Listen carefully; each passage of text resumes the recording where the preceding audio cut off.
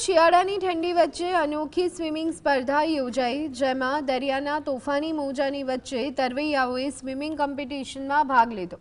આ સ્પર્ધામાં દેશના 16 રાજ્યના 1500થી વધુ તરવૈયાઓએ ભાગ લીધો હતો।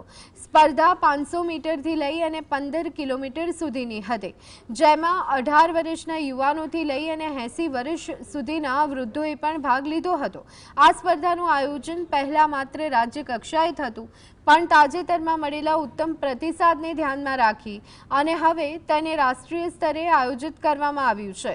સમુદ્રમાં તરવું ફિઝિકલી કપરું છે, છતાં લોકપ્રિયતા અને એડવેન્ચર પ્રેમી લોકોની સંખ્યા વધતી જ જતી જોવા મળે છે। આ સ્પર્ધા પ્રેમીઓમાં અને ભવિષ્યના તરવૈયાઓ માટે પ્રેરણારૂપ છે। આ સ્વિમિંગ કોમ્પિટિશન બાદ સાયકલિંગ અને બાદમાં 5 કિલોમીટરની દોડ પણ યોજાઈ હતી।